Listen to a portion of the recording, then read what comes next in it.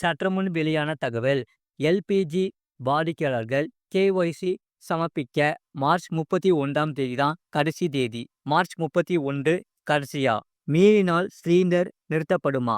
அதை சொல்லிதான் பார்க்க போறோம். நீங்க நம்ம சேனலும் சப்ஸ்கிரைப் பண்ணாம இருந்தீங்கன்னா மறக்காம லைக் பண்ணிக்கோங்க, சப்ஸ்கிரைப் பண்ணிக்கோங்க, மற்றவர்களுக்கு தெரியப்பட்ட ஷேர் பண்ணுங்க.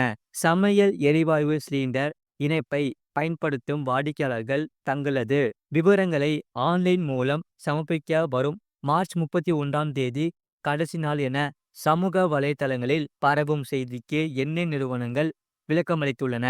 தமிழகத்தில் சமையல் எரிவாயு சிலிண்டர்களை இந்தியன் ஆயில் நிறுவனம், இண்டன், பாரத் பெட்ரோலியம் உள்ளிட்ட நிறுவனங்கள் வழங்கி வருகின்றன.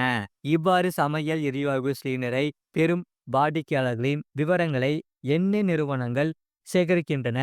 இவை ஆன்லைன் மூலம் சரிபார்க்கப்பட்டு வருகிறது. இதற்கான இறுதி நாள் வரும் மார்ச் 31 என சொல்லப்படுகிறது.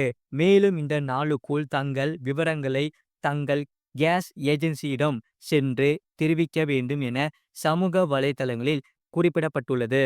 எனவே இதற்கெல்லாம் இதுவரை எந்த காலக்கெடுவும் விதிக்கப்படவில்லை.